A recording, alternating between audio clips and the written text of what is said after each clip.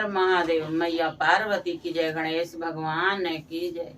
मैं श्री गुरु के कथा करने जा रहा हूँ। कथा के ध्यान से सुनिए, पूरी कथा सुनिए। पूरी कथा सुनने से ज्ञान मिलता है, अधूरी कथा सुनने से ज्ञान नहीं मिलता है। श्री गुरु के अपमान होता है। तो कभी भी कथा सुनते हैं तो पूरा सुना करिए। सुन के एक दूसरे से बता सकते हैं, कह सकते हैं, सुना सकते हैं। ये कथा बहुत अच्छा है। ये कथा आप लोग के अच्छा लगे तो लाइक, सब्सक्राइब, शेयर जरूर करना। हर हर महादेव लिखने मत भूलना। हर हर महादेव लिखने से भोलेनाथ अपने दया, अपने कृपा बनाए रखते हैं। तो मैं कथा के शुरू कर रहा हूँ, आप लोग ध्यान से सुनिए। देखिए, एक गांव में पंडित जी रहते थे। पंडित जी रहते थे, पंडिताइन थे दोनों जने। पंडित जी और पंडिताइन के कोई बाल बच्चा नहीं थे। दोनों जने अपना ऐसे ही थे। अब क्या हुआ कि पंडित जी अपना भोलेनाथ के पुजारी थे। अपना पूजा पाठ करते थे प्रतिदिन, उनके भोग लगाते थे। उन पंडित जी का यही काम था। अब पंडिताइन थोड़ा बड़ा खरूस थी और गरीब थे पंडित जी। जितने में थे पंडित जी उतना ही में खुश थे। बाकी पंडिताइन के अच्छा नहीं लगता था कि पंडित जी इतना पूजा पाठ करते हैं, फिर भी भोलेनाथ हम लोग के दया नहीं करते हैं कि टाइम से भोजन बन सके। एक दिन के बात है कि पंडित जी बोले पंडिताइन से कि पंडिताइन, भोलेनाथ के भोग लगाने के कुछ है तो बना दो, तब तक ले हम इनके स्नान करा रहा हूँ। इधर पंडिताइन बड़ा खरूस होकर बोली कि क्या बना दूं, घर में क्या ले आके रखे हैं कि बोलते हैं कि भोलेनाथ के भोग लगाने के बना दो। अब तो जो भी है बना दो, इतना गुस्सा काहे हो रहे हो। पंडिताइन बड़ा खरूस थी। पंडित जी तो बहुत अच्छा थे। पंडित जी बोले कि जो ही है वही बना दो। अब तो थोड़ा से आटा है, अब तो थोड़ा से आटा है, एक ही रोटी बनेगा। रोटी या गुड़ दे देना, हम भोलेनाथ के भोग लगा देंगे।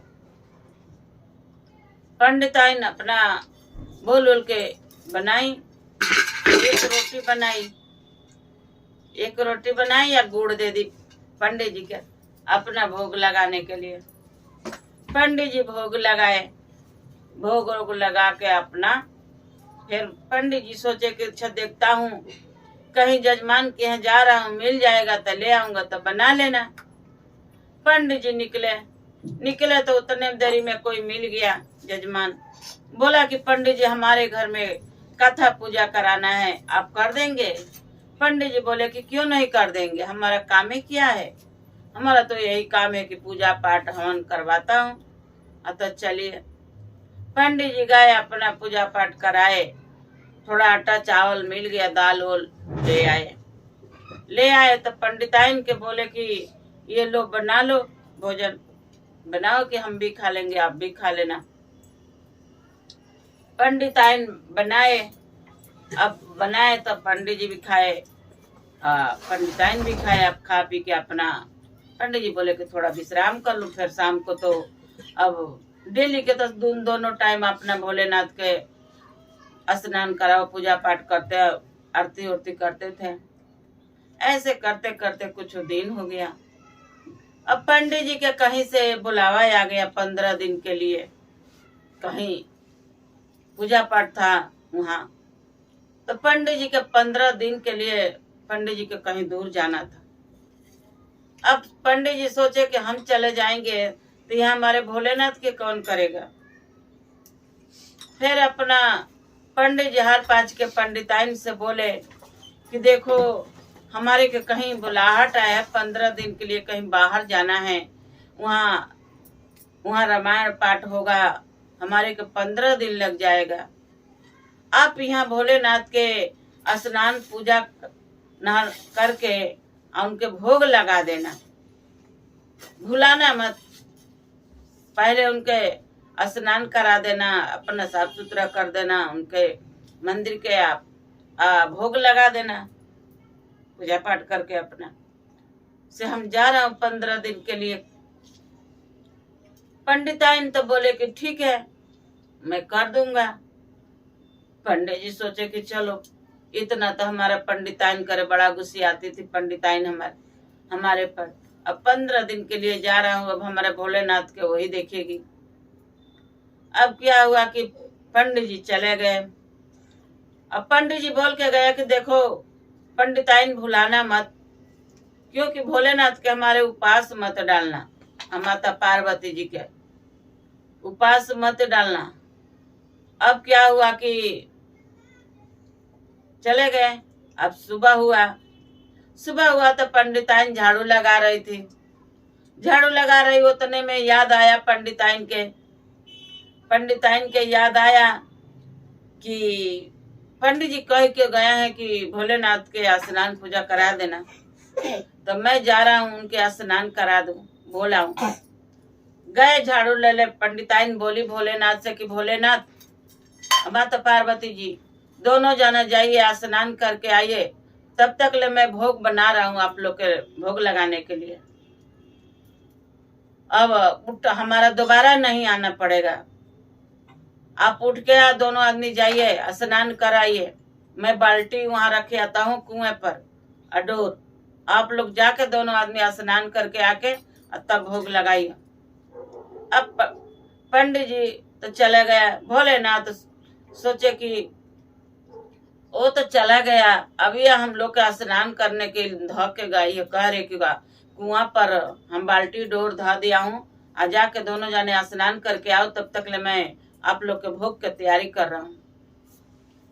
अब क्या करे कि माता पार्वती जी भोलेनाथ अपना दोनों जाने निकल के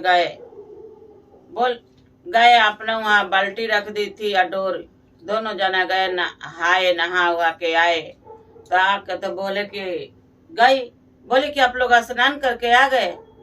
तो हाँ, तो क्या करी कि उन लोग के लिए बोरा बिछा दी, बोली क्या बैठिए इस पर, अब मैं भोग दे रहा हूँ, भोग लगा लीजिए तब जाइए।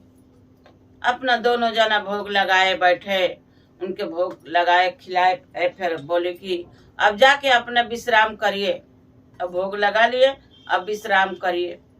अब डेली के पंडिताइन यही काम करती थी, झाड़ू ले लही जाती थी, बोलती थी कि हमारे दोबारा नहीं आना पड़े ना, तो हाथ में झाड़ू है, आप लोग जाके नहा के आइए स्नान करके, और तब तक ले मैं नाश्ता बना आपके लोग के भोग तैयारी कर रहा हूँ। अब डेली के ऐसा ही पंडिताइन करने लगी। 15 दिन बीत गया ऐसे करते करते। 15 दिन पर पंडित जी आए तो पंडिताइन से पूछे कि हमारे भोलेनाथ के अच्छा से भोग वोग लगाए, स्नान कराए। तो हाँ, जाके देखो कुआं पर हम बाल्टी या डोर धोया है, मैं डेली जाके जगा देते थे कि जाके आप कुआं पर हम बाल्टी या डोर धो के आया हूँ, जाके स्नान कर ले, स्नान करके आओ, तब तक ले मैं भोग लगा बना के रखता हूँ, तो आके भोग लगा लेना। अब क्या हुआ कि दोनों जने डेली आते थे, अपना भोग लगा के चले जाते थे। अब क्या हुआ कि जिस दिन आए थे पंडित जी, उस दिन तो ये लोग भोग लगा दिए थे, और उसी दिन अपना भोलेनाथ के महिमा जगा कि जितना अपना उस दिन नहा धोआ के कपड़ा छोड़ के आ जाते थे, जितना अपना नहाए धोआए अपना चले आए। तो पंडिताइन बोली कि जाकर देखो हम कुआं पर बाल्टी या डोर धा के आया हूँ। डेली जाते थे पंडित जी नहाने, नहा वहा के आ जाते हैं। गए तो पंडित जी देख रहे हैं कि भोलेनाथ तो नहाए थे और डोर सोना के बन गया था, बाल्टी भी सोना के बन गया, और माता पार्वती जी के जो कपड़ा था वो भी सोना चांदी बन गया था। भोलेनाथ के बस्तर था, नहा के उस दिन छोड़ के आए थे, वो भी सोना चांदी बन गया। और जिस बोरे पर खिलाती थी पंडिताइन, भोग लगाती थी उन लोग के बैठाए के, वो बोरा भी सोना बन गया था। अब बोले कि पंडिताइन के हम डेली जगा देते थे, और जाके भोग लगा नहा के स्नान करके आते थे कुआं से, इसी पे बैठ के भोग लगाते थे। अब तो पंडित जी बड़ा दंग हो गए। पंडित जी बहुत तंग हो गए कि आज तक ले हम भोलेनाथ के हम पूजा पाठ करते आ गए, कभी हमारे के भोलेनाथ दर्शन नहीं दिया, न चमत्कार किए। हम जो पगली पंडिताइन पे इतनी खरूस होके बोलती थी और उस पर छोड़ के गए थे कि हमारे भोलेनाथ के भोग लगा देना स्नान करा के, तब ये कुएं पर भेज देती थी, दर्शन करना, स्नान करने के लिए माता पार्वती जी के, भोलेनाथ के बोरा पर बैठा के भोग लगाती थी। हम इतना दिन मंदिर में भोग लगाए तो पंडित जी कहे कि आज तक ले हमारे के भोलेनाथ दर्शन नहीं दिए। आज हम 15 दिन के लिए चले गए तो इनकरा के पंडिताइन कुआं पर भेज देती थी स्नान करने के लिए। आज अपना घर में बोरा पर बैठा के इनके भोग लगाती थी। भोलेनाथ के महिमा कितना। तब चमत्कार वो दिखाए तो भोलेनाथ यही कहे पंडित जी से, भोलेनाथ से पंडित जी बोले मंदिर में जाके कि हे प्रभु, इतना दिन हम आपके पूजा पाठ करे, भोग लगाए, कभी नहीं हमारे को दर्शन दिए। हम 15 दिन खातिर चले गए तो पंडिताइन के आप दर्शन दे दिए कि स्नान कराए कुएं पर, सब कुछ करे, हमारे के दर्शन नहीं दिए। कि वो पंडिताइन खरूस होकर बोलती थी। भोलेनाथ बोले कि आप लाख पूजा करते थे बाकी ऊपर के मन से, अजू वो हमारे के पूजा करी है भोग लगाने के, स्नान के, तो तन मन से अपना भेजी है उसको, अपने बहुत हृदय से क्या स्नान करके आइए, हम भोग बना रहा हूँ आप लोग के भोग लगाने के लिए। हम लोग को जो भी बोरा चटी था उसी पर बैठाए के हमारे के भोग लगाई थी, तो इसलिए हम दर्शन उसको दिए और सब कुछ दे दिया हूँ, तुम्हारा गरीबी हम दूर कर दिया हूँ, अब चिंता मत करो, हमारे इतना दिन पूजा किए हो, अब तुम्हारे सदा के लिए खुश रहोगे। पंडित जी बोले कि बाबा भोलेनाथ, हमारे को तो धन दौलत दे दिए बाकी एक संतान नहीं दिए, वो धन दौलत कौन भोगेगा। भोलेनाथ बोले कि वो भी मिल जाएगा समय पर, जाओ तुम्हारे के 9वां महीना में एक संतान मिलेगा। तो सचमुच पंडिताइन माँ बनने वाली रह गई। 9 महीना के बाद उनका सुंदर सा एक बेटा हुआ, इतना सुंदर हुआ कि पूछिए मत, वो तो भोलेनाथ के देन था। अब अपना दोनों प्राणी अपना बाल बच्चा में हंसी खुशी से रहने लगे। अब पंडित जी अपना पूजा पाठ करना नहीं छोड़े। अब पंडिताइन भी अब पूजा पाठ करने लगी भोलेनाथ के, न तो बहुत खरूस थी पंडिताइन। और जिस दिन से पंडित जी छोड़ के गए से उस दिन से पूजा पाठ करे। अब भोलेनाथ सब कुछ दे दिए। अब पंडिताइन बड़ा खुश हो गई कि हमारे के सब कुछ भोलेनाथ दिए हैं, एक संतान भी दे दिए कि राज भोगने के लिए। तो भगवान भोलेनाथ सबको ऐसे ही दे। अब इतना पंडिताइन बोली कि जैसे हमारे के दिए भोलेनाथ वैसे सबको दे। तो देखिए गुरु भाई गुरु बहना, ये आप लोग के कथा अच्छा लगे तो लाइक सब्सक्राइब शेयर जरूर करना। हर हर महादेव लिखने मत भूलना। हर हर महादेव लिखने से भोलेनाथ कष्ट दूर करते, अपने दया अपनी कृपा बनाए रखते हैं।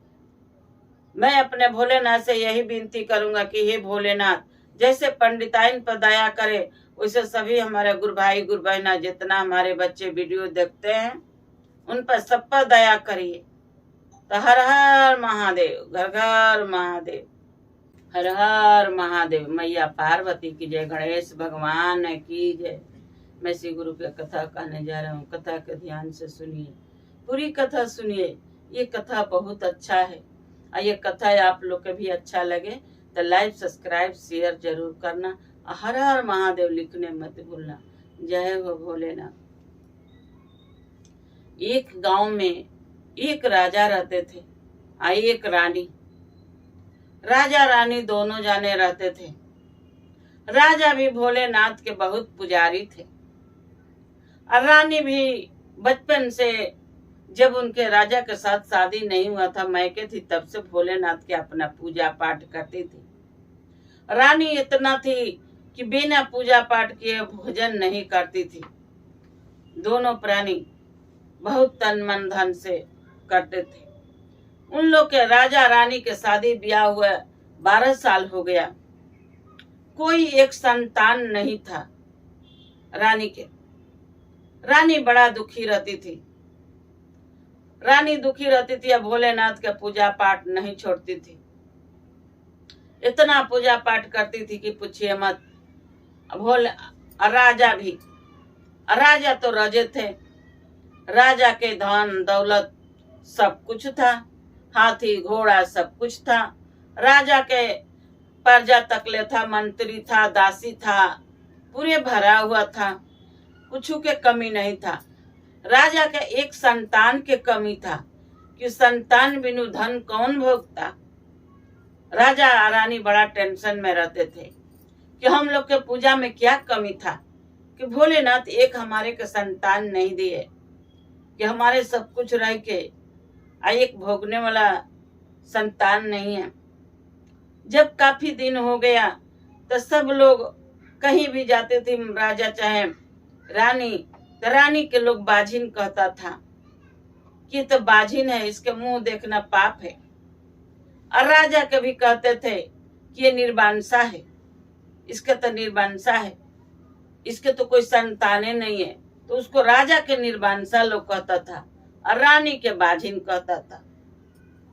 राजा रानी ये बात सुन के बड़ा दुखी रहते थे, बहुत दुखी रहते थे। रानी यही सोचती थी कि हमारा इतना सब कुछ है, फिर भी हमारे एक संतान बिनु लोग बाझिन कहता है। एक दिन सहे, 2 दिन ये लोग बात कहता तो बड़ा दुख होता, दिल पर जाके लगता है जिसका संतान नहीं रहता। अभी ये बात सुन के रानी भोलेनाथ के मंदिर में गई, भोलेनाथ के मंदिर में गई पूजा करने, अपना सिर पटक के रोने लगी या कहने लगी कि हे भोलेनाथ, हमारी पूजा में क्या कमी है कि हमारे के लोग बाझिन कहता है, राजा के हमारा निर्वांसा कहता है, क्या हमारे पूजा में कमी है? सब हमारा धन दौलत, राजपाट, मंत्री, दासी सब कुछ भरा है हमारे, एक संतान बिनु हम लोग के बाझिन लोग कहता है, निर्वांसा कहता है, कैसी आपके लीला है? अब देखिए जे ये बात अपना वहां रो धो के आ गए, रोक धो के आ गए। अब ये बात हुआ कि अपना ये बात नारद मुनि सुन रहे थे। नारद मुनि पृथ्वी पर आए, ये बात सुन रहे थे। फिर सुन के जाके भोलेनाथ से पर्वत पर बोले, हे प्रभु, आपकी लीला अपरंपार है। तब जाके बोले भोलेनाथ की, नारद मुनि यहाँ कैसे आना होगा, कैसे आए? नारद मुनि तो इधर के उधर करते ही रहते हैं। नारद मुनि के कामे का, इधर के लगाए उधर बजाए, उधर के लगाए इधर बजाए, नारद मुनि के तो यही काम है। अब क्या करे नारद मुनि की, बोले कि हे प्रभु, आपके लीला तो अपरंपार है, जेकरा के देते हैं ओकरा के देत बहुत देते हैं, और जेकरा सब कुछ भरा हुआ है, अन्न धन सब कुछ है राजा के, एक संतान बिनु राजा रानी बड़ा उदास है, ये कैसी आपके लीला है? तब भोलेनाथ बोले नारद मुनि की एक संतान दे दो उनके। तब भोलेनाथ बोले नारद मुनि से कि नारद मुनि, उसको संतान नहीं है, उसका एक बेटी देंगे, एक बेटी है उसका, बाकी वो भी बेटी देंगे तो उसको मनुष्य से शादी नहीं होगा, कि तो मुर्दा से होगा कि तो बैल से शादी होगा। अभी ये बात सुन के नारद मुनि अपना चले गए। अब क्या हुआ कि अब भोलेनाथ आए साधु के रूप में, साधु के रूप में आए पृथ्वी पर। अब बोले आए ऋषि मुनि के हृदय के राजा के दरवाजा, लख निरंजन कहने लगे। राजा निकले बोले कि हे बाबा, आपकी सेवा क्या करूं? बोले कि बच्चा, हमारी के सेवा क्या करोगे, हम तो चलता जोगी बात पानी। जाओ, तुम्हारा एक बेटी होगी, बाकी बेटी कुलच्छनी होगी, और वो बेटी तुम्हारी एक राजा से शादी नहीं होगा, एक बैल से होगा, और नहीं तो एक मुर्दा से होगा। अब ये बात तो राजा के बड़ा मन में आया। राजा कुछ बोले नहीं। अब इतनी बात कह के ऋषि मुनि चले गए। अब चले गए, रानी अब गर्भवती हो गई। धीरे धीरे धीरे धीरे रानी के 9 महीना हुआ, एक लड़की पैदा हुई। लड़की पैदा हुई, राजा रानी बड़ा खुशी से थे, बहुत खुशी से थे, बाकी बताते नहीं थे। लड़की धीरे धीरे बड़ी हो गई। लड़की अपना पालन पोषण करे, लड़की धीरे धीरे बड़ी हो गई। लड़की विद्यालय में जाने लगी पढ़ने के लिए। अपना लड़की जाने लगी तो राजा या रानी उसको रानी कह के बुलाते थे। अपनी बेटी के नाम नहीं रखे थे, रानी कह के बुलाते थे। अब लड़की समझदार हो गई, स्कूल जाने लायक हो गई, 5 साल के। अब वो स्कूल जाने लगी तो मास्टर रानी कह के नहीं बुलाते थे, रानी कह के नहीं बुलाते थे, उसको दुखिया कह के बुलाते थे। वो लड़की के बड़ा दुख हुआ कि ऐसे क्यों बोल रहे हैं। फिर आके अपना माता पिता, राजा रानी से बोली अपना माता पिता से, विद्यालय में हमारा सर ऐसे बोलते हैं। बोले कि ठीक है, मैं चलूंगा कल। हमारे लड़की के ऐसे क्यों बोलते हैं, हमारे लड़की के रानी कह के बुलाए। गए तो बोले विद्यालय में टीचर से कि हमारे लड़की के ऐसे कह के दुखिया कह के क्यों बुलाते हो, रानी कह के बुलाया करो। तुम मास्टर थे, वो भी गुरुजी थे, उस साधु के रूप में थे, बाकी वो टीचर होकर पढ़ा रहे थे। बोले कि देखो राजन, ये जो लड़की है आपके, ये लड़की के कैसे कहूं रानी, ये तो दुखिए है, और इसकी शादी होगा आपके पता है कि एक मुर्दा से शादी होगा और नहीं तो एक बैल से शादी होगा। अब ये बात तो राजा के तो पता ही था। राजा चुपचाप हो गए, लड़की से कुछ नहीं बोले। अब आके राजा रानी से बोले। अब रानी के भी पता था, रानी के पता था। अब क्या हुआ कि धीरे धीरे लड़की सियान हो गई। तो यही राजा सोचते थे कि अब लड़की हमारा सियान हो गई। रानी एक दिन के बात है कि बोली कि देखिए हमारा लड़की सियान हो गई, हम लोग नहीं तो इसे इस गांव से कहीं दूसरा गांव में हम लोग चलते, दूसरा गांव में हम लोग जाके लड़की के शादी कर देते। यहाँ करेंगे तो सभी जानेगा कि मुर्दा से होगा न तो बैल से। क्या हुआ कि वो लोग घर से निकल गए, जाते जाते जंगल झाड़ जाते जाते गए। ऐसा हुआ कि एक बैल था, मिल गया। वो जंगल झाड़ ऐसे मैदाना में कहीं कुछ ना। अब ये बैल इन लोग के लखेद ले जाए, बैल लखेद ले जाए। तो ये लोग सोच रहे थे कि हमारे के बैल आ रहा मारने के लिए। तब बोले कि हे भोलेनाथ, आपके लीला तो अपरंपार है, देवों के देव महादेव हैं। आप धरती के कहिए फाटे कि हम लोग धरती में छुप जाएं, न तो हम लोग को बैल छोड़ेगा नहीं। भोलेनाथ के महिमा हुआ कि धरती से अपना विनती करे, धरती अपना फट गई। धरती फटे तो राजा रानी उनकी लड़की धरती में समा गए। अब बंद हो गए उसी में। अब बैल है तो वहीं खड़ा होकर इंतजार कर रहा है कि अब निकलेंगे। इंतजार करते करते भर दिन इंतजार करा, रात भर इंतजार करा, नहीं निकले लोग। अब सुबह में देखे कि अब तो नहीं है कोई।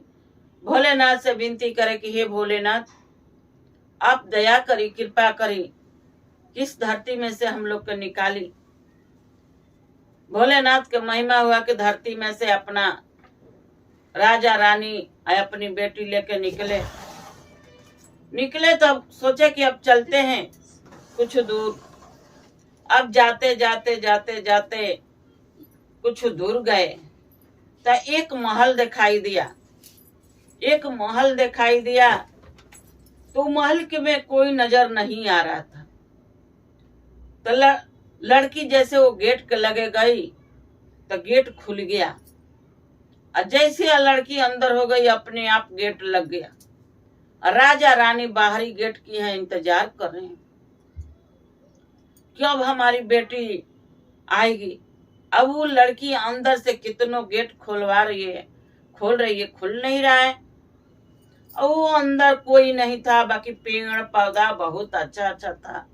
लगता था कि राजा के महल है, और इतना उसमें अच्छा था, सब कुछ व्यवस्था था, खाना पीने के हर एक चीज था, फल फ्रूट सब कुछ था। बाकी वो दुखियारी को कुछ नहीं लौक रहा था।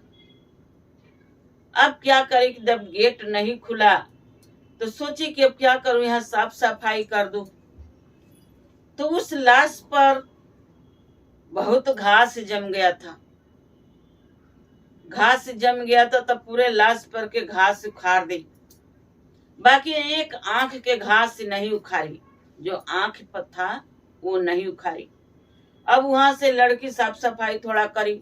अब लड़की के भूख लगा, सोचे कि ये तो चूल्हा नजर आ रहा है, क्यों नहीं चूल्हा का राखी निकाल के साफ सुफ करके हम भोजन बना के खा ले। जैसे लड़की राख निकाले, वो राख उड़िया के और उसको मांग पर भर गया सेंदूर के तरह। अब सेंदूर हो गया वो राख। अब वहां से लड़की अब खाना नहीं बनाई।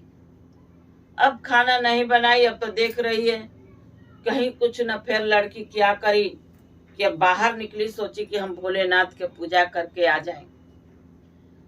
तो निकली तो देखी कि एक ऐसे मांगने चोंगने वाला भिखारिन है, वो रो रही थी। रो रही थी तो ये लड़की बोली कि आप क्यों रो रहे हो, क्या हो गया, किस लिए रो रहे हो। तो अपना बताई सारी बात।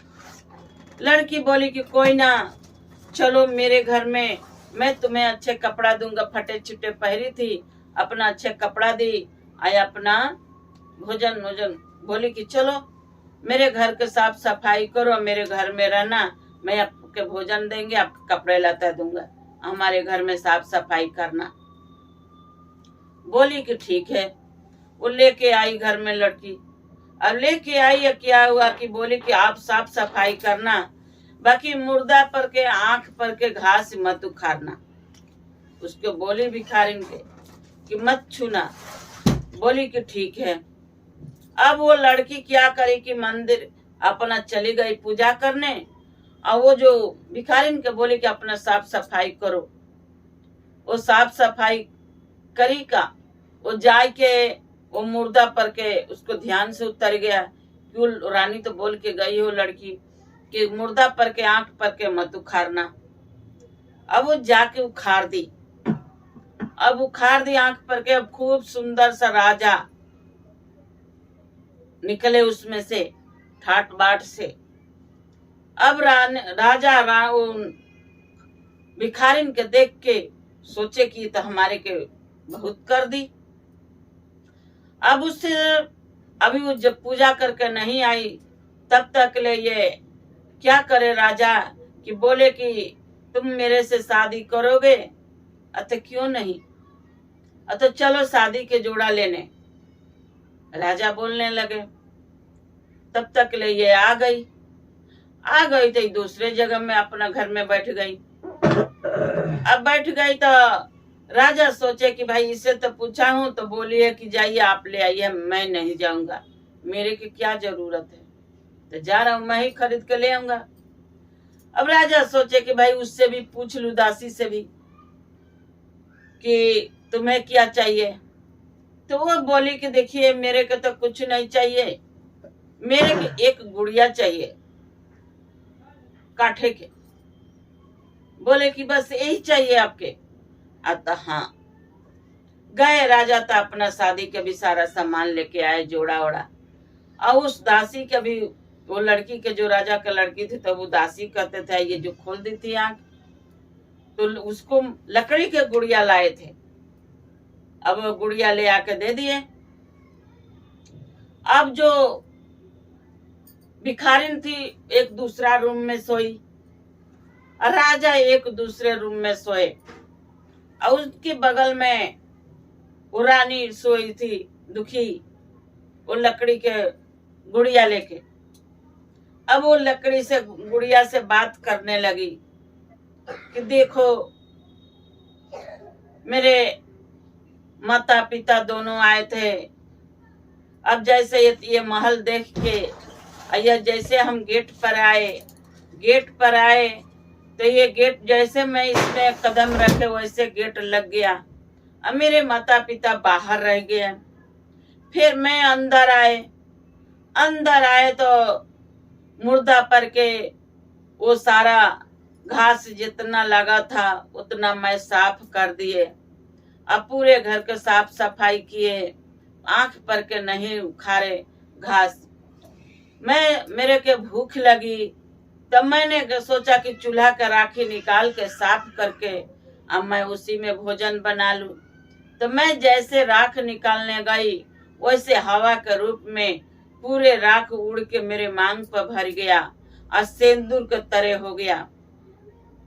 मैं इतना करे बाहर निकले तो मैं देखे कि ये भिखारिन रो रही थी। तो फटे चिटे कपड़ा पहन के मैं भिखारिन से पूछे कि क्यों रो रहे हो?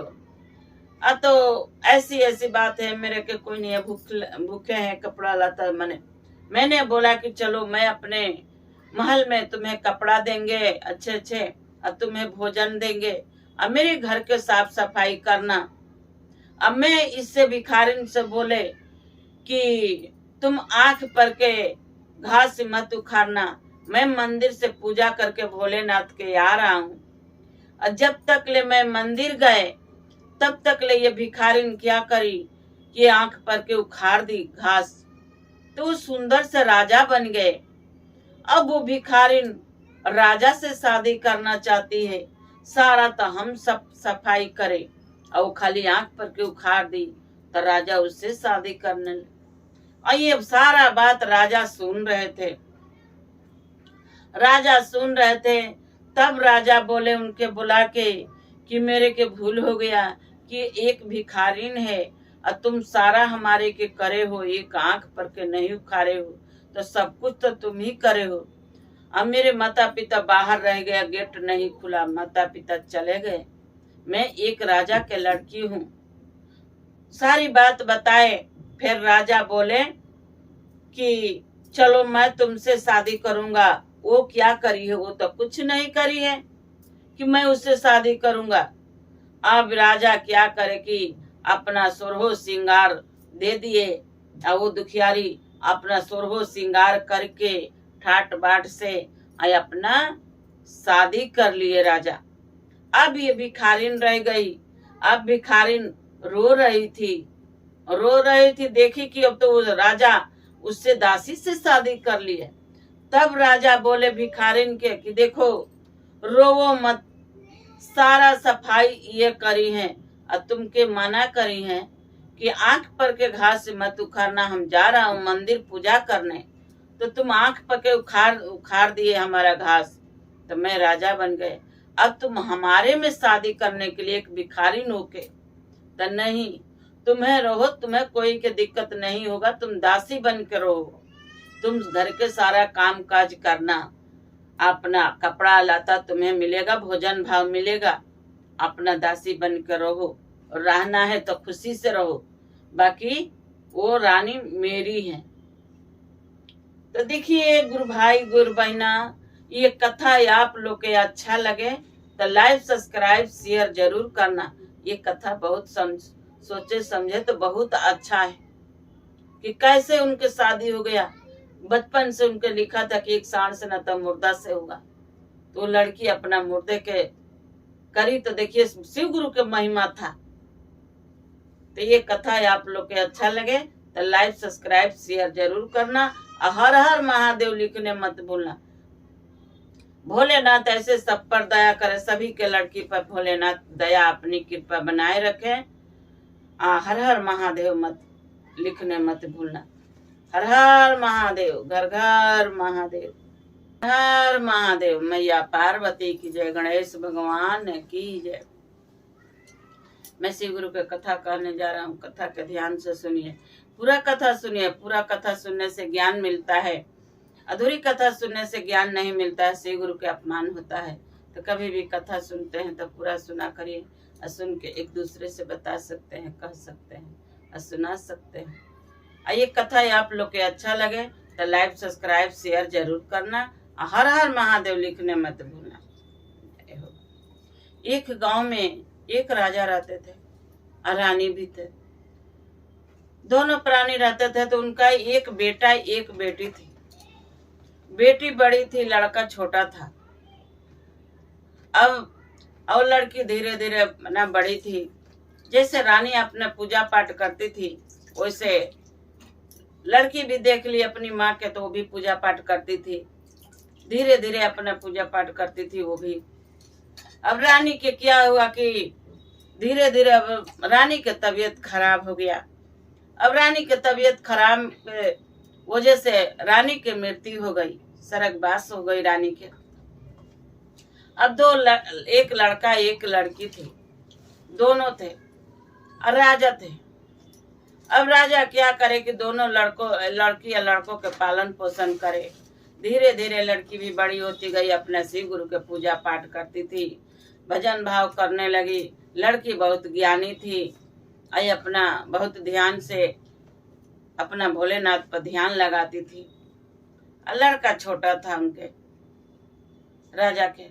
अब क्या हुआ कि लड़की भी बड़ी होते गई, लड़का भी बड़ा होते गया। धीरे धीरे लड़का भी पढ़ लिख लिया थोड़ा। राजा शादी नहीं किए। बहुत लोग बोला कि शादी कर लो, बच्चों को संभालना है। राजा बोले कि क्या शादी करूं, 2 बच्चे हैं हमारा। जब दूसरी ले आएंगे तो बच्चों को कहीं देखभाल ना करेगी, अपने में मस्त रहेगी, अब बच्चों हमारा ऐसे हो जाएंगे। हम शादी नहीं करेंगे, हम दोनों बच्चों को पाल लेंगे। राजा धीरे धीरे दोनों बच्चों को तो पाल लिए। लड़की भी बड़ी हो गई, लड़का भी बड़े हो गए। लड़की समझदार हो गई। अब अपना स्कूल भी जाती थी, स्कूल से आके अपना चर्चा भजन देखती थी। चर्चा भजन में भी अपना घर के सारा काम काज भी संभाल लेती थी। लड़की बहुत होनहार थी, समझदार भी थी। अब यही आप सोचती थी कि हम तो धीरे धीरे बड़ा हो गए, हमारा शादी हो जाएगा तो घर में कौन देखेगा, भाई अकेला पड़ जाएगा।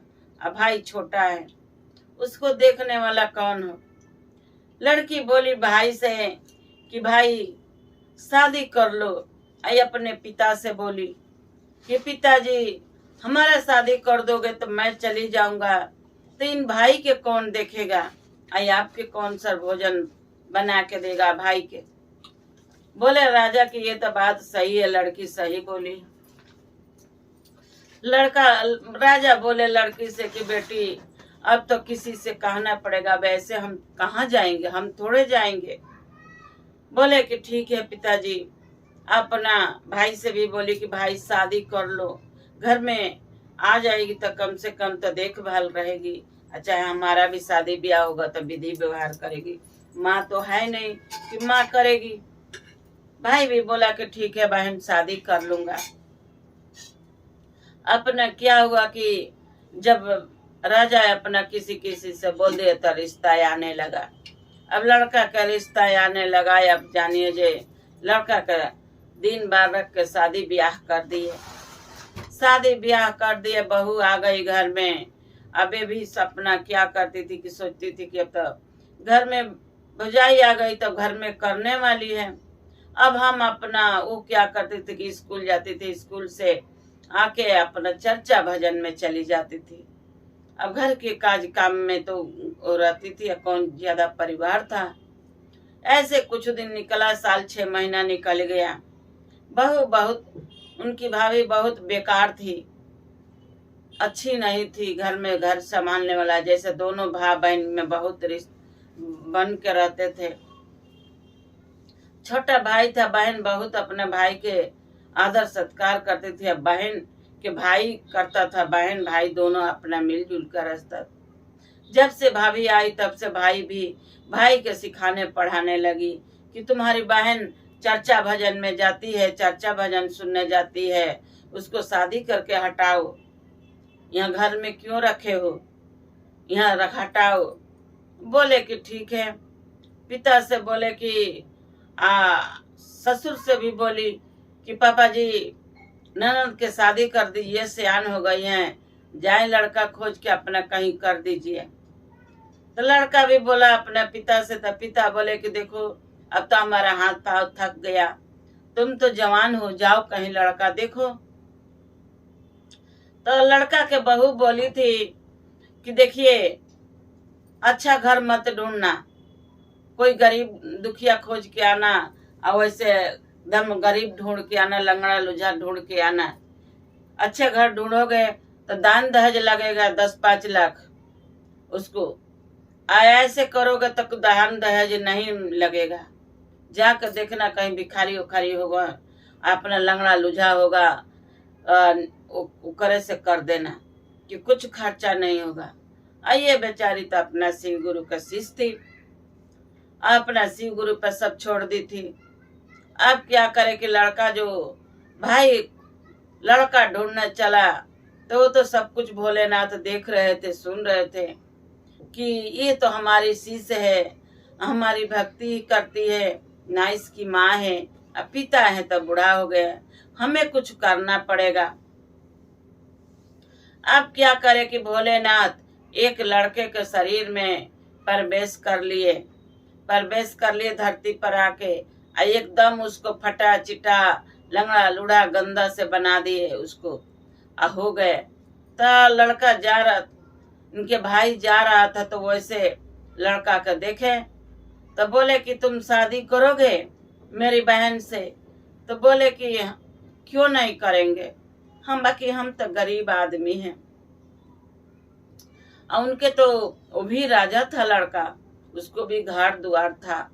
तो बोले कि चलो हमारे घर पर देख लो, पहले हमारे माता पिता से पूछ लो। घर पर गए तो ऐसे वो राजा का महल था, ऐसे शिव गुरु कर दिए कि उसको मड़ई टाटी उसको भाई के नजर आने लगा, दम मड़ई टाटी गरीब। तो जाके उन लड़का के पिता से बोले, तो बोले कि ठीक है, आप तो राजा हो, हमारे पास क्या है, हम तो गरीब हैं, देख रहे हो हमारा मड़ई टाटी के घर है। ऐसे शिव गुरु बना दिए कि अब ऐसे बना दिए कि भाई जाके अपनी पत्नी से बोलेगी कि वो राजा के तरह है, राजा हैं, घर द्वार ठाट बाट से हैं, तो मेरी पत्नी नहीं करने देगी। इसीलिए भोलेनाथ तो ऐसा कर दिए कि भिखारी बना दिए।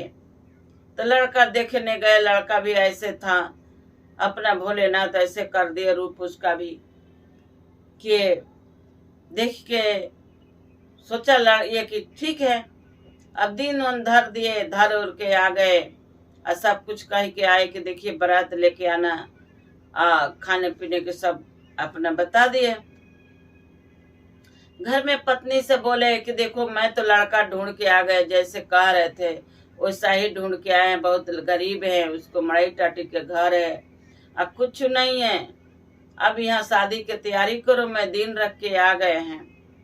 अब भाभी क्या करेगी शादी के, कहे कि क्या तैयारी करना है, तैयारी क्या करना है, सब तो ऐसे ही शादी हो जाता है। अपना टोला मोहल्ला के लोग आया, बोला कि अरे शादी का रस्म इसके करो, शादी का रस्म तो होता है। भाभी बोली कि क्या रस्म होता है, कुछ नहीं होता है, सब ठीक बा, ऐसा ही होगा। कोई बोला कि अरे मेहंदी ओदी लगवा दो पार्लर में जाके, अब तो नहीं मेहंदी ओदी नहीं लगेगा। तब ऐसे शिव गुरु के महिमा कैसा शिव गुरु कहनी कि उनका हाथ पर अपने आप मेहंदी लग गई। और लड़की भी सोच रही है कि ये देखिए हमारा शिव गुरु का लीला है। तो भाभी बोल रही है कि कैसे तुम मेहंदी चढ़ा ली, कहाँ से चढ़ाई, कौन चढ़ाया तुम्हें मेहंदी? तो भाभी मैं अपने चढ़ा लिया हूँ बोली। तब बोली कि भाभी की नहीं कुछ बोली। अब भाभी बोल रही है कि देखो यहाँ पूरी पकवान बारात के नहीं खिलाना है, और ना तुम्हें अच्छा से भोजन कराना है, जो भी है वैसा ही जाएगा और कुछ नहीं देना है। आप देखिए जे ननद रो रही है कि कैसी भाभी है। भाई के हम बहुत अच्छा से बोले कि भाई शादी कर लो, कि घर में आएगी तो विधि व्यवहार करेगी शादी ब्याह के। कैसी भाभी है कि इतना हमारे से जलती रहती है। मैं क्या बिगाड़ा हूँ। ननद यही सोचती थी। बोल के आए कि देखो कुछ लेके मत आना, तुम लोग ऐसे आ जाना। और मैं क्या बोले कि इन लोग के भाभी बोली कि इन लोग के मिठाई सिठाई कोई नाश्ता नहीं, इन लोग के कढ़ी चावल खिला देना, कुछ नहीं। और वो तो राजा थे। और उसकी सास इतनी, वो लड़का के माँ अपनी बेटा के अच्छे से थी करके भेजी, कपड़े लाता देखे कि बहू हमारी भी पैरी बनारसी साड़ी देखे।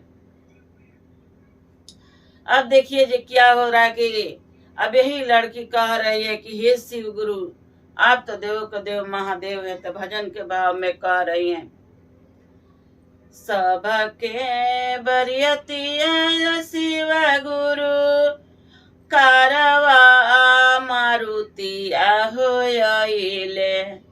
सबका ही सदिया में शिव गुरु कारवा मारुति होइले।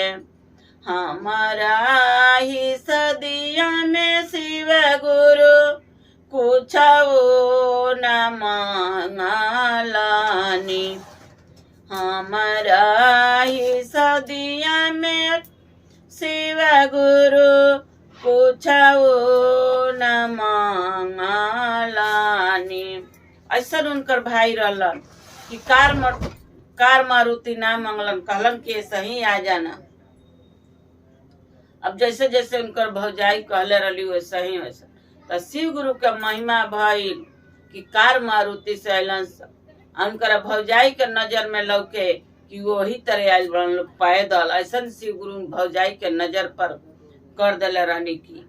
तो फिर कहतरी, सब कर बरियतिया शिव गुरु पूड़िया मिठाइया हो खाले।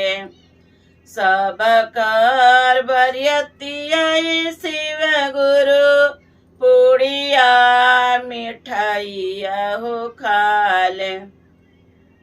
हमारो बरियतिया शिव गुरु कढ़िया चावलवा हो दिहली। हमारो बरियतिया शिव गुरु कढ़िया चावलवा हो दिहली। तो उनकर भाभी कढ़ी या चावल बरियात के बनमौले रहली। बाकी शिव गुरु के महिमा रहे कि मार पूरी मिठाई रंग बिरंग के मिठाई या सब्जी चलता। बाकी उनकर भौजाई के ऐसा शिव गुरु कैलन इनकर नजर में लौकता कि कढ़ी चावल बरियात खाता इहे रहे। कहले रहली इनकर भौजाई क्या जन बाजन मत ले आना, एगो ढोल ले आना, जो बड़का ढोल बाजता है वही ले आना। तो कह तारी, सब कर बरियतिया आइले बजाना बजत हो आइले। सब कर बरियतिया शिव गुरु बजाना बजत हो आइले। हमारा बरियतिया हो आइले ढोलवा बजत हो आइले। तो शिव गुरु ऐसा कहले रहनी उनकर भौजाई के नजर में यह लौके कि ढोल बाजता। बाकी वो तो बाजा आई रहे कि बाप रे बाप, वो गांव वाला कह सक कि कौना राजा के हैं शादी कैले बड़न की नहू से ज्यादा बड़न सब। कितना गाड़ी कार मारुति लेके आयल बड़ा सा, वो बाजा रंग बिरंग के बाजता।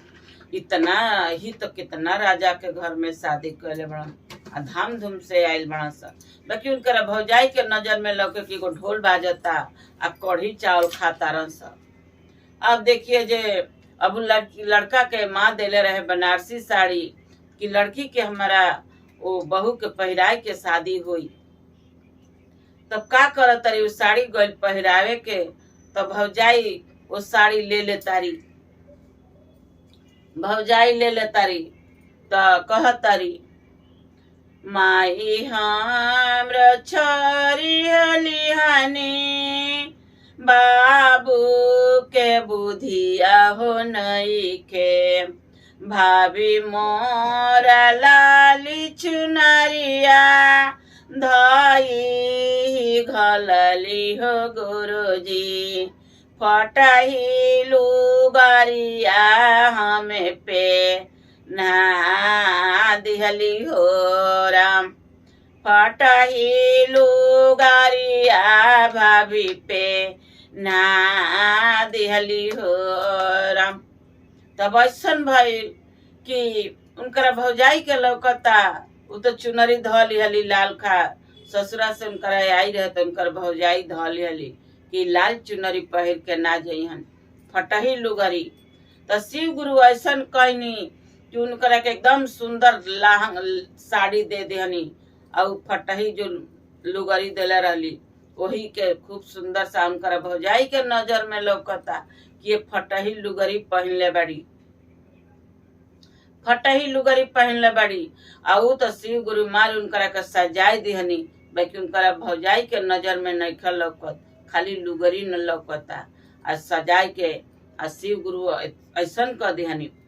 तो जब सेनुरदान करे के भइल तो कहे लगली, माई मोरे नइखे गुरुजी, पापा मोरे बूढ़ा हो भइले, पापा भैया बरावा खोजल न पगा लेटनु हो राम, ए राम भैया बरावा खोजले पगा लेटनु हो राम। तो भौजाई कहले रहली कि पगलेट खोज के लई, एकदम गरीब भिखारी। आ उ तो शिव गुरु उ पगलेट का उ राजा रहलन। जब सिंदूर दान होखे लागल तो लोग देख के चिहा गइल कि ऐसन राजा लड़का खोज के ले आइल बाने, इतना सुंदर कि बाप रे बाप, तो इनकरा आगे इनकर बेटा भी कुछ नहीं खाई हो। बाकी उनकरा भौजाई के ऐसा नजर कर दिला रानी भोलेनाथ कि पगलेट नजर लौके भिखारी। अब जानिए जे अब वो लड़की के ई कहले रहली कि कार मोटर कार ना आई, लड़की पैदल जाई ससुराल। बाकी शिव गुरु के महिमा कि कार पर गई लड़की, पहले तो डोली आवत रहा तो डोलियो न भौजाई कहले रहे। तो कह तरी, सब कोई जलय गुरुजी, कारवा मारुतिया हो, हमर भाभी पये दलाई भेजली हो राम, ए राम हमर भाभी पये दलाई भेजली हो राम। तो शिव गुरु के महिमा से उनकरा के कार मारुति आ गइल, कार मारुति में विदाई भइल। उनकरा भौजाई के नजर में लौकता, ऐसा शिव गुरु कह देहनी कि पैदल लौकता कि ननद हमार जा तरी अपने ससुराल। आ शिव गुरु तक कार कह दिला रहनी, इतना मारुति अच्छा सजा उजा के वो लड़की के अपना अच्छा से गइल। अब इतना गइल लड़की अच्छा से कि पूछे मत। अब तो भाई गरीब घर के ढूंढ के आयलन मरई टाटी में गली कार से। आ जब सास उनकर मांग बोहारे लागल तो देखो तारी कि बाप रे बाप, ये तो हमार पतो हीरा चमचम चमकतिया। अब वहां से शिव गुरु संग छोड़ दिहनी। अब ओजा तक रहनी। आ शिव गुरु जो झुगी झोपड़ी रहे उन मड़ई के टाटी देखल रहनी तो हाँ महल हो गई रहे वहां। अब वहां से महल कह के शिव गुरु हट गई वहां से। सास उनकर मांग बहारे गई तो देख तारी कि तो पतो ही हमार हीरा भी है, बाप रे बाप चमचम चमकता। अब उतरली सास तो महल में ले जाए लगली तो कहली कि ना माजी, हमार तो भैया कहतलन कि हम मड़ई टाटी के घर ढूंढ के आइल बनी। अतः ना बेटा, ई मड़ई टाटी के ना, ई महल है। तहर भौजाई कहले रही है कि गरीब घर के ढूंढ के आई है, यही से तारा शिव गुरु को तू पूजा करेलू, तो शिव गुरु तारा भाई के नजर में मड़ई टाटी के घर देखा ले। अब उ ले गली मड़ई टाटी महल में ले गली। अब उनकरा जाते कहीं कि उनकरा घर में पैर रखते कहीं थरिया में रंग घोरले रहे लोग, पैर लगौली दोनों हाथ पैर थरिया में अलता के पैर रखली। उनका निशान पड़ गई माँ लक्ष्मी के, उनकरा घर में बास हो गई, चमचम चमचम घर द्वार हो गई। आ महल अटारी तो रहबे कइल, ओहो राजे रहलन। बाकी शिव गुरु के महिमा से उ लड़का पगलेट देखाव रहे। आ झुकी झपड़ी की उनकर भौजाई कहले रहली, तो बाकी लड़की शिव गुरु के शीश रहलिया, उनकर माई ना रहलिया। यही से शिव गुरु इतना उन लड़की पर साथ देले बनी कि मत पूछी। शिव गुरु अपना भक्तों के ऐसे ना देख सकल कि रात दिन उ लड़की पूजा करती है शिव गुरु के, तो शिव गुरु कैसे भिखारी के घर में शादी करब, ओकरा आगे पीछे के बा। तो ऐसा ने शिव गुरु कहनी कि महल अटारी सब कुछ हो गए रहे। और वो घर में गईली कि उ लड़की अपना सास के चरण धोई के पिए लागल, या ससुर के। आ सास ससुर उनकरा के हाथ पर ले रहे कि तो हमार हीरा हवी। उनकर आदमी राजा के तरह रहलन। अब वो घर में रहे लागल लो हंसी खुशी से। तब देखिए भाई पछताता कि हमार बहिन हमरा के इतना कैलस, हम छोट रनिया बड़ रही, हमार मेहरारू कलस के मड़ई टाटी के घर में शादी कर दिया। हम कौन मुंह लेके जाई, आ ढेर दिन हो गए।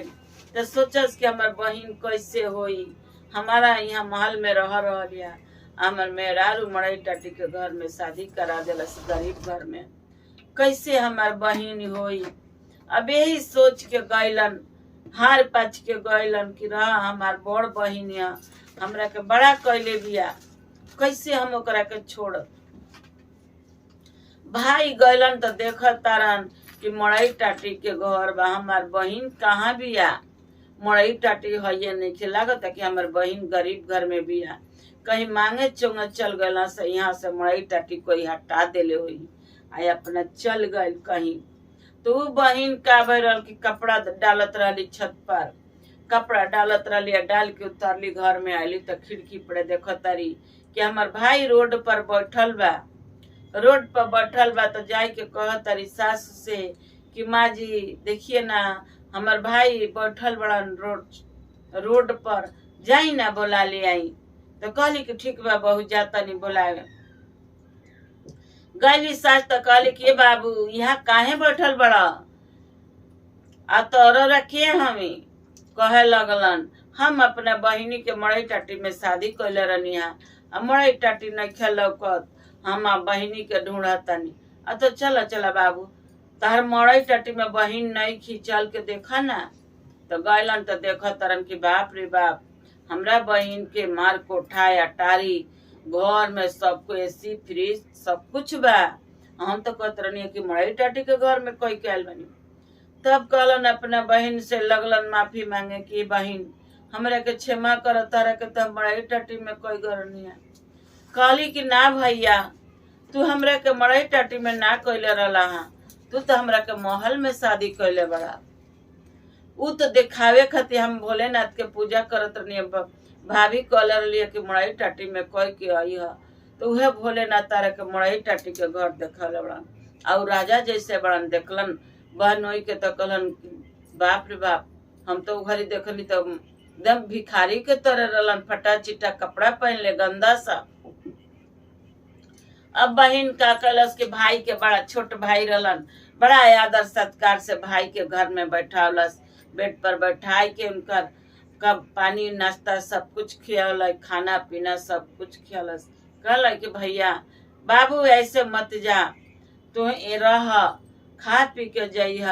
भाभी तो हमरा के जान बुझ के गरीब घर में करत लिए बाकी नहीं, हम भोलेनाथ के पूजा करत रहने बाबू, तू तो जानते बड़ा।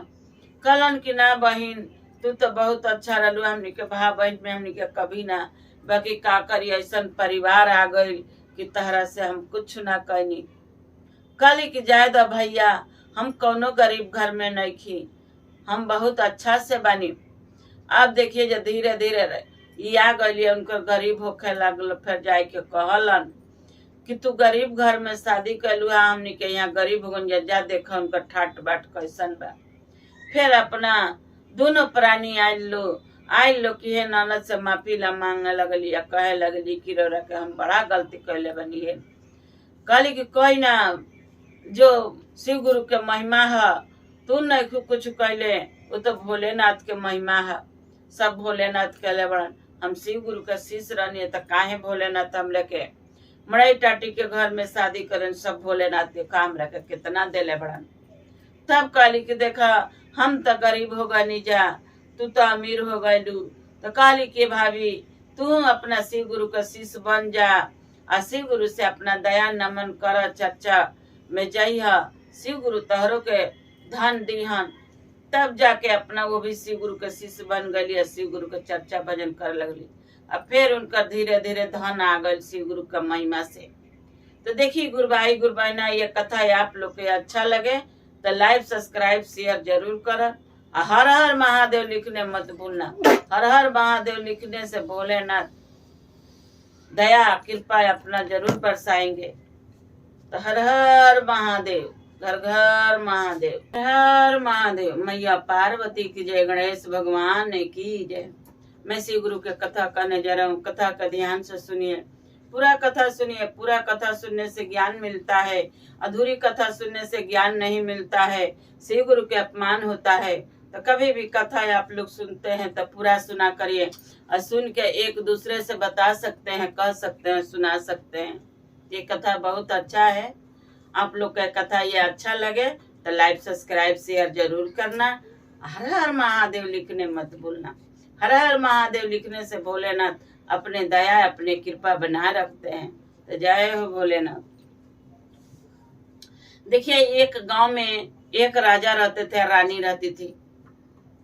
राजा रानी रहते थे। राजा अपना भोलेनाथ के बहुत पूजा पाठ करते थे। राजा के सब कुछ था। राजा तो राजे थे, धन दौलत मंत्री दासी सब कुछ था उनके घर में, बाकी एक संतान नहीं था। और रानी इतनी खड़ूस थी कि पूछिए मत। अपने दरवाजा पर, अपने चौखट पर किसी के चढ़ने नहीं देती थी, ना जाने देती थी। भोलेनाथ की पूजा करते थे राजा। रानी इतना सुनाती थी भोले राजा के कि पूजा पाठ तो इतना करते हो, तुम्हारे भोलेनाथ क्या देते हैं? कुछ दिए? इतना दिन से पूजा कर रहे हो, एक संतान नहीं दिए, तुम्हारा इतना धन दौलत पड़ा है, फिर भी तुम पूजा करते हो। राजा इतनी बात सुन के रानी के कुछ नहीं बोलते थे। राजा बहुत अच्छे इंसान थे। अपना राजा भूखे दुखे कोई उनके दरवाजा आता था, उनके छोड़ते नहीं थे, बिना दिए हुए अन्ना भेजते थे। अब राजा के एक संतान बिनु राजा भी बड़ा दुखी रहते थे कि एक संतान हो जाता तो हमारा कितना खुशी के बात होता। रानी इतनी खड़ूस है कि मैं क्या बताऊं। अब ये बात तो राजा सोचते थे। रानी बहुत घमंड में थी। अपना रानी तो थी, बाकी बहुत घमंड था उसको। रानी के बहुत घमंड, अपना आगे किसी के भिक्षु भिखारी आए कोई के नहीं अथी करती थी, न गरीब दुखिया के। ऐसे करते करते कुछ दिन हो गया। तो एक बूढ़ी अम्मा थी, पड़ोस में थी। वो तो राजा है, बाकी यही सोचती थी कि बूढ़ी हो गई हैं। सोच रही थी बूढ़ी अम्मा कि मैं रानी के कुछ कह लूं। रानी के कुछ कह ली। रानी के कोई संतान नहीं है, राजा के इतना धन दौलत है। जब तक ले राजा हैं तो ये धन के सभी है, दासी है, मंत्री है, जो भी काम काज वाला है इतना राजा संभालते हैं और सब कुछ देते हैं। एक संतान हो जाता तो ये धन के वो भी भोग लेता। अब राजा नहीं रहेंगे तो कौन भोगेगा ये धन? अभी ये बात सोच के बूढ़ी माँ गई। अब भगवान भेजे भोलेनाथ की जैसे गई तो बोली कि हमें रानी से मिलना है। जो वहाँ काम करती थी, झाड़ू पोछा उनके घर में, उसी से बुलाए कि हमें रानी से बुला दो, मैं रानी से बात करना है कुछ। वो जाके बोली दासी की आपके कोई बुला रहा है रानी माँ। रानी माँ बोली कि नहीं, हम नहीं जाएंगे। कैसा है? तो वो बूढ़ी अम्मा ही एक आपसे मिलने के लिए बोली हैं। रानी बोल रही कि हम बूढ़े उड़े से नहीं मिलता हूँ, जाके बोल दो कि हाँ हम किसी से मिलता नहीं हूँ, ना बात करता हूँ। रानी की इतना घमंड था। अब रानी क्या करे कि नहीं आई। अब बूढ़ी अम्मा क्या करे कि बैठे बैठे रानी नहीं आई तो चले आई कि जाने दो, रानी के इतना घमंड है, मैं किससे बोलूं, किसके संतान के जरूरी है, ये तो अपने घमंड से चूर है। बाकी भोले नाथ के राजा पूजा करते थे, इसीलिए एक उनकी संतान था। बाकी रानी कुछ लेना नहीं चाहती थी किसी से, ना कुछ ज्ञान लेना चाहती थी। अब जैसे बूढ़ी माँ गई वैसे एक पंडित जी आए। तो पंडित जी कौन थे? वो भोलेनाथ आए साधु के रूप में। साधु के रूप में आए, लख निरंजन कहने लगे। बोले कि अरे कोई है? तो उस घर में से वही दासी निकली जो काम काज करती थी उनके घर में, वही आई तो बोली कि हाँ बाबा क्या बात है? तो रानी है इसमें, ये रानी के घर है, राजा है तो राजा के बुला दो। तो बोली कि नहीं राजा साहब तो नहीं है, राजा साहब कहीं गए हैं। बोले कि रानी के बुलाओ, रानी से हमें कुछ देना है।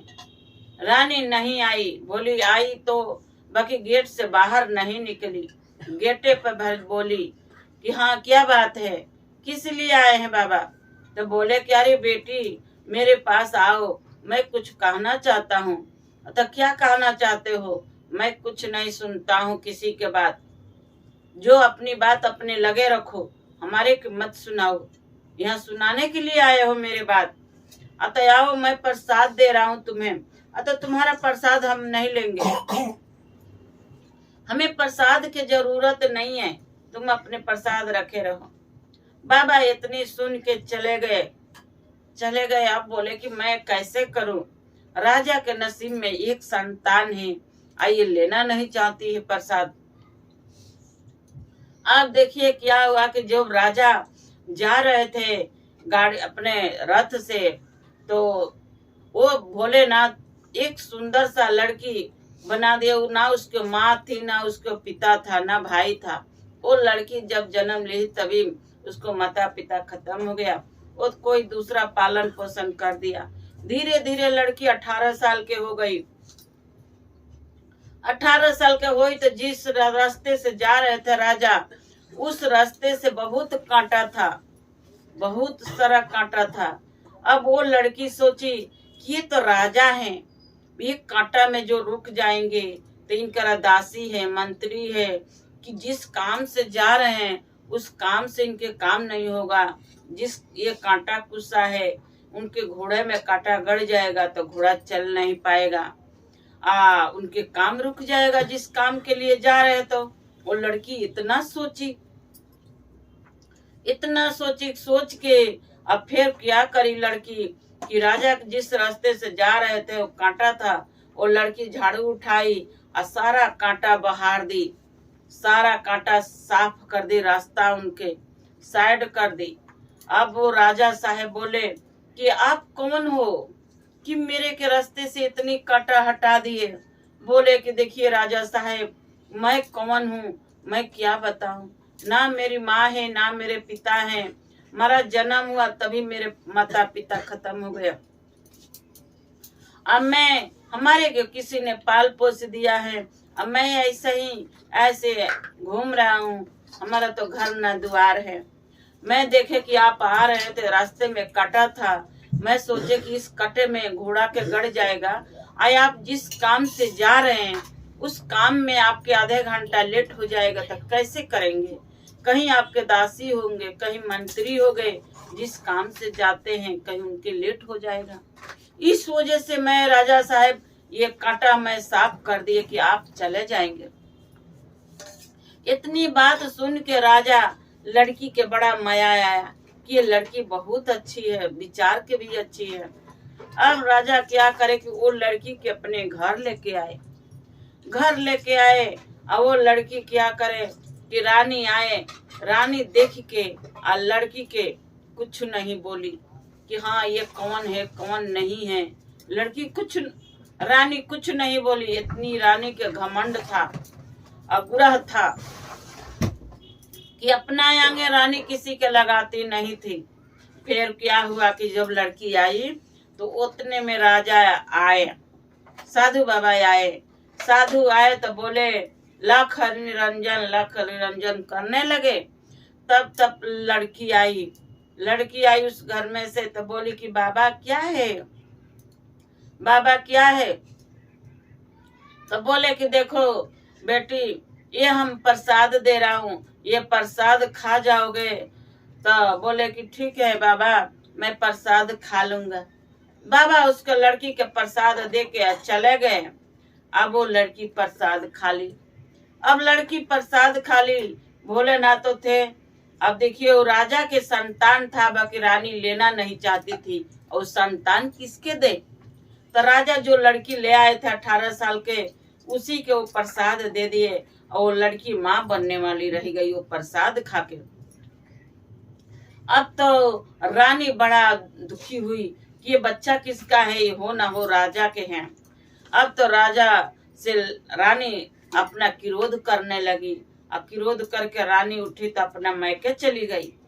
अब यहाँ तब तक ले ऋषि मुनि आए, भोलेनाथ आए ऋषि मुनि के रूप धर के। बोले कि राजन, हम ये ना बच्चा तुम्हारा है ना किसी के। मैं 2 बार आए, तुम मिले नहीं। तुम्हारा रानी के मैं प्रसाद देना चाहते थे, एक नसीब में तुम्हारा संतान है। मैं आए प्रसाद देने के लिए, रानी नहीं ली। तब मैंने चले गए, रानी आई नहीं, बोली कि हम नहीं लेंगे। तो जब ये लड़की ले आए हो तो मैं इसीलिए इस लड़की के दे दिया प्रसाद कि तुम्हारा धन कौन राज चलाएगा। आज हो तो राज चला रहे हो, कल नहीं रहोगे तो राज कौन चलाएगा। राजा बोले कि हाँ ये बात तो सही है बाबा। तो इसीलिए इस लड़की के मैं प्रसाद दे दिया हूँ और उसी प्रसाद खाई है, ये माँ बनने वाली है। अब उसको 9 महीना पे एकदम सुंदर सा राजा के तरह पुत्र जन्म लिया। इतनी सुंदर कि पूछिए मत। राजा देख के लड़का का बड़ा खुशी हुआ कि चलिए एक हमारा संतान हो गया, कि इतना हमारे धन था, राज था, वो राज चलाने वाला कोई नहीं था।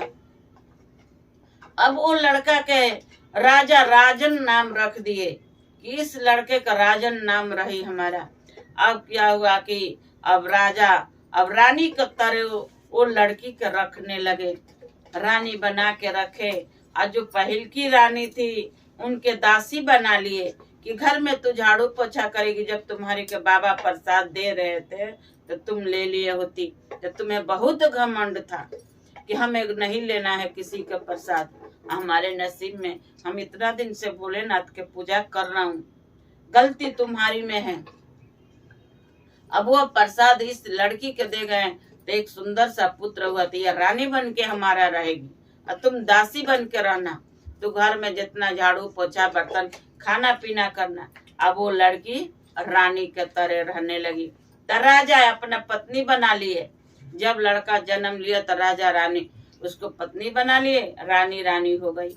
अब रानी वो महल के रानी हो गई और वो जो रानी थी वो दासी बन गई। अब उनके अच्छी तरह से अपना सब रहने लगा। अब दोनों घर द्वार सब उनका तो था ही। अब लड़का भी धीरे धीरे बड़ा होते गया, अब राजा के तरह होने लगा। राजा अपना हंसी खुशी से अब अपने परिवार के साथ रहने लगा। तो देखिए गुरु भाई गुरु बहना, ये हमारा कथा अच्छा लगे तो लाइक सब्सक्राइब शेयर जरूर करना। हर हर महादेव लिखने मत भूलना। हर हर महादेव लिखने से भोलेनाथ अपने दया अपने कृपा बना रखते हैं। तो जय हो भोलेनाथ। हर हर महादेव, घर घर महादेव।